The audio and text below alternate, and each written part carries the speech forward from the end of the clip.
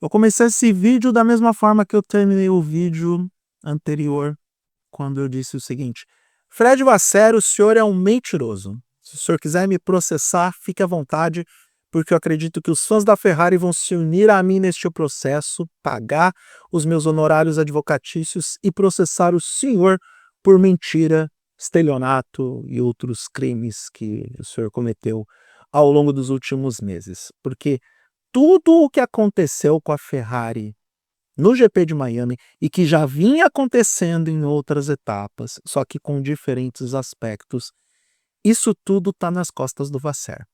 Por quê? Foi o Fred Vasseur que trouxe Lewis Hamilton para a Ferrari, foi o Fred Vasseur que decidiu modificar todo o carro da Ferrari, 99% do carro é totalmente diferente do carro do ano passado, e foi o Fred Vasseur que não soube administrar nem as falas dos pilotos dentro dos seus respectivos carros, se bem que aí não é papel do Vasseur, ele não vai estabelecer censura na Ferrari. O que eu quero dizer é que não é dar um cala-boca nos pilotos, é até aquela coisa do fala com moderação. E até mesmo os engenheiros, os estrategistas, tudo errado, uma bateção de cabeça inacreditável. O pessoal do marketing, eu vou chegar no lance desse borrão branco para favorecer a HP no carro da Ferrari em Miami. E esse é o menor dos problemas da Ferrari. O marketing, a parte estética é o menor dos problemas. Não é possível que a Ferrari ainda cometa esse tipo de erro, não só erro estratégico, é erro conceitual, porque mais uma vez Charles Leclerc nessa confusão sai como grande vencedor nessa disputa interna que agora virou uma disputa, porque não é possível que Lewis Hamilton e Charles Leclerc vão seguir mantendo a cordialidade quando a narrativa ao redor deles obriga os dois a serem mais vocais para defender os próprios interesses.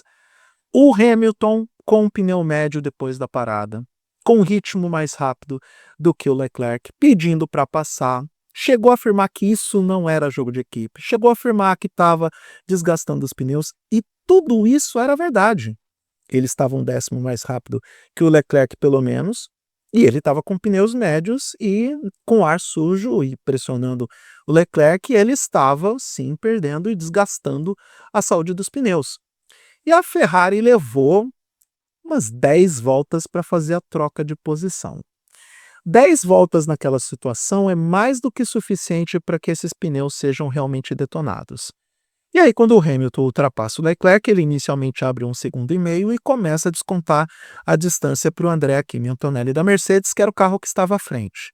Só que, com pneus desgastados, e os pneus médios tendem a se desgastar mais rápido por motivos óbvios, o Hamilton não conseguiu se aproximar do Antonelli no ritmo que ele esperava ou imaginava. Quem começou a render melhor? Charles Leclerc com pneus duros. E aí o Leclerc devolveu a retórica que Hamilton aplicou para a equipe, dizendo, estou superaquecendo os meus pneus aqui. Aí a equipe pergunta, se você ultrapassar, qual é o ritmo que você consegue estabelecer? Não sei, temos que ver, só trocando de posição que a gente descobre. E a Ferrari também leva de 10 a 15 voltas para desfazer a troca de posições. E quando faz isso, coloca o Leclerc numa situação que é virtualmente impossível de ser revertida, faltando 5 voltas para a corrida terminar e com uma diferença de na casa dos 3 segundos. Era virtualmente impossível o Leclerc alcançar o Antonelli para tentar uma ultrapassagem. E tudo isso está nas costas do Vasseur. Tudo. Não é possível que a Ferrari, no dia anterior, no sábado, na corrida sprint, que não vale grande coisa, convenhamos, tudo bem, tem uma distribuição de pontos mais farta, mas nem se compara com a visibilidade, com a pontuação, com o prestígio, até mesmo com a mecânica de distribuição de pontos do campeonato de uma corrida principal. Tá, num campeonato mais disputado pode até decidir campeonatos. O próprio Hamilton precisou de pontos de corrida sprint para tentar ser campeão em 2021. O Verstappen acumulou pontos preciosos ao longo dos seus campeonatos durante corridas sprint para a manutenção de sua liderança, mas nem de longe é tão importante assim para Ferrari, sei lá, virar a gênia da estratégia para conseguir fazer com que o Hamilton, que teve um final de semana problemático, terminasse o sábado como terceiro. E aí a gente também tem que levar em consideração as diferentes variáveis em pista que ocorreram pelas condições climáticas, pelos incidentes na corrida sprint. Em situações normais de temperatura e pressão, o Hamilton não terminaria em terceiro na sprint dentro daquelas condições. E fica o registro. A diferença hoje entre Hamilton e Leclerc é de 1/10. No máximo isso. Porque, afinal de contas, se os dois estivessem com o mesmo tipo de pneu, eles andariam do mesmo jeito, no mesmo ritmo, igual. Não tem mais essa diferença tão gritante entre um piloto e outro. O que eu percebo no Leclerc é que a maneira de conduzir a Ferrari, onde ele claramente consegue tracionar melhor na saída de curva e, em compensação, o Hamilton compensa isso freando mais cedo para tracionar mais cedo, e há uma diferença entre tracionar mais cedo e tracionar melhor. Então, essa diferença de condução do Leclerc coloca ele um pouco à frente do Hamilton. Mas depois de 6 etapas dá para dizer que os dois estão andando muito parecido. E o que é pior, os dois estão dirigindo um carro que é ruim. Algumas pessoas dentro do paddock da Fórmula 1, nos bastidores, afirmam que a Ferrari tem um carro bom, sim, e que falta a Ferrari entender o que esse carro pode fazer. Isso pode eventualmente acontecer no futuro a médio e longo prazos, mas quando a Ferrari entender o seu carro, não vai ter mais chances nem mesmo de disputar, talvez pela quarta força do campeonato. Só é a quarta força a Ferrari, ou melhor, vou refazer meu comentário, a Ferrari só é a terceira força porque a Red Bull só tem o Max Verstappen para pontuar. É basicamente isso. Não tô querendo menosprezar o Tsunoda. O Tsunoda é muito melhor que o Liam Lawson, mas o Tsunoda tá naquele esquema de grão em grão. É 10ª posição, um ponto aqui, outro ali. O maior grosso dos pontos da Red Bull foi registrado mesmo pelo Max Verstappen. Então, só por isso e apenas por isso que a Ferrari está na frente da Red Bull em termos de pontuação ou classificação no campeonato de construtores. Está muito atrás da Mercedes e infinitamente atrás da McLaren, que está surrando todo mundo. Então, Vasser, meu amigo Vasser, o senhor é um bom homem, o senhor é uma boa pessoa, o senhor deve ser divertido no churrasco de final de semana. Mas, pelo amor de Deus, o senhor está fazendo a Ferrari passar vergonha e bater cabeça em 2025. Não adianta colocar na conta de um dos seus pilotos que só chegou agora, que ainda está entendendo o carro, que está se entrosando com a equipe. Não adianta colocar na conta de que todas as modificações foram feitas para atender o Lewis Hamilton. A verdade é uma só.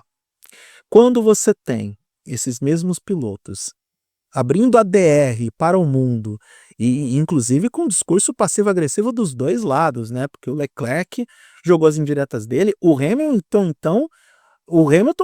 deixou isso escancarado quando perguntou para o engenheiro dele: eu devo deixar então o Carlos Sainz passar? E o Carlos Sainz deve ter ouvido esse rádio, porque como esses rádios são compartilhados, uma vez que a transmissão joga isso para a audiência, com certeza o engenheiro do Sainz virou para ele e falou: os caras estão brigando lá, só vai. Tenta ultrapassar aí que vai dar tudo certo, vai dar bom. E é isso que aconteceu. Foi isso o que aconteceu. O Sainz tentou fazer a ultrapassagem no Hamilton. Deixa eu dar uma atualizada aqui, eu tô com a página do resultado da corrida aqui no site oficial da Fórmula 1 para ver se houve alguma inversão de posição, pelo menos por enquanto não. Por quê? Eu estou falando isso porque isso pode ser desatualizado rapidamente, e como esse vídeo vai na terça-feira, eu posso depois gravar um adendo ou colocar uma tarja na tela, caso essa informação esteja desatualizada no contexto da corrida, mas atualizada no contexto da direção de prova. Aquela disputa de posição entre o Sainz e o Hamilton no final da corrida iria para investigação após a prova. E até o momento não temos nenhuma decisão sobre o assunto, porque a página de resultados do GP de Miami não foi atualizada até agora. Por último, mas não menos importante, apesar de eu entender que esse é o menor dos problemas da Ferrari nesse momento, olha, enquanto não vier o carro azul e branco que todo mundo quer, que qualquer ChatGPT da vida, que qualquer mente habilidosa com o Photoshop consegue fazer tão bem, enquanto esse carro não aparecer em Miami, me desculpa, Ferrari, eu não ligo para nenhuma customização estética que a senhora vai fazer para a prova dos Estados Unidos na costa leste. Que sim, nós temos uma corrida na costa leste, que é em Miami, outra na costa oeste, que é em Austin, no Texas, e no deserto lá de Las Vegas. Você vê como a Liberty Media colocou grana para trazer a Fórmula 1 nos Estados Unidos. Todo ano a Ferrari vem com essa palhaçada de querer colocar um carro com pintura especial para o GP de Miami. No ano passado eles prometeram um carro azul. E na prática, eles entregaram um carro vermelho com participação especial de azul, com alguns frisos azuis em partes que eram originalmente em branco ou preto. Agora eles pegaram e pintaram de branco a parte da carcaça, da carenagem em cima do motor, colocaram o logo da HP e disse, temos. Olha só que bacana. Ó, tem muita cara de ChatGPT aquilo. Muita cara. Eu tenho dúvidas se um design da Ferrari se deu ao trabalho de abrir o Photoshop, porque o Photoshop é um aplicativo pesado e pago, e custa caro. Muita gente que é escrava da Adobe por causa do Photoshop. Aquilo ali tem uma cara muito louca de ChatGPT. Sabe? Customização feita com 2 cliques. 2 cliques e um prompt. Então, Vasser, meu amigo Vasser, você ainda é meu amigo, tá? E isso não quer dizer que eu sou torcedor da Ferrari. Gosto muito do Hamilton, tenho simpatia por ele. Tenho simpatia pelo Charles Leclerc, porque eu acho que ele às vezes come o pão que o... Meu Deus. O pão que o Enzo Ferrari ou o Luca de Montezemolo amassaram juntos na padaria lá em Fiorano ou, sei lá, em Turim. Eu acho que o Leclerc às vezes sofre pra caramba naquela equipe, mas é inacreditável como a gente vê a maior equipe da categoria em termos históricos de projeção e de resultados cometer esses erros patéticos e primários. E aqui não é só erro de estratégia, porque erro de estratégia é erro de visão de engenheiro, erro de visão de piloto, é aquela coisa que está num escopo menor. Aqui eu estou falando de erro macro, eu estou falando de erro de uma equipe que está batendo cabeça, de uma equipe que já está sentindo a pressão de que as coisas não saíram como planejado e que dá sinais claros de que está meio perdida e não sabe para que rumo vai. O que é perigoso para uma Ferrari que investiu os tubos para trazer o Lewis Hamilton, alterou depois de muito tempo o naming rights da equipe para colocar o dinheiro da HP, e a HP com certeza investiu pesado depois que Hamilton foi para a equipe, sem falar nos outros patrocinadores, nas outras parcerias. Ninguém percebeu isso. A Ferrari conseguiu a façanha de colocar 2 empresas de tecnologia que são parcialmente concorrentes. A HP e IBM estão patrocinando a Ferrari. Então, com tudo isso, com toda essa engenharia financeira, com tudo o que foi apresentado, não é possível que o Vasser entregue para a Ferrari esses resultados.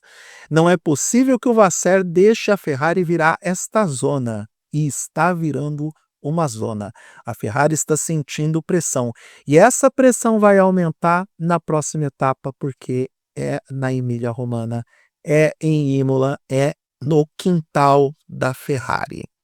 E aí, amigos, amigas, pessoas, cachorros, papagaios, enfim, todo mundo que assiste Fórmula 1, vocês vão testemunhar algumas pessoas lá na Ferrari suando frio. Quando você tem câmeras apontando para o CEO da Ferrari, é sinal que a coisa está realmente pegando fogo. Eu queria ser uma mosca, uma ameba, um caramujo ou sei lá, o fio de cabelo de alguém no prato daquela macarronada durante a reunião pós-corrida da Ferrari em Miami. Eu vou torcer ou orar para que a Netflix faça algum registro ou vários de como será essa reunião depois de toda essa bagunça que aconteceu em Miami e que coloque tudo para a gente se divertir no Drive to Survive. Eu sei que tem muita gente que critica a série documental da Netflix, que ela não é tão real assim, não é tão visceral assim. Mas eu às vezes gosto do novelão. Ainda mais o novelão italiano que a Ferrari consegue nos entregar a troco de muito pouco, quase nada ou nada. Vamos esperar para ver se a Ferrari vai ter aquele choque de realidade e entregar algo melhor na Emília-Romagna, ou vamos esperar um ano para ver como é que foi essa reunião, essa torta de climão que foi essa reunião da Ferrari após esta zona, essa bagunça que foi o GP de Miami.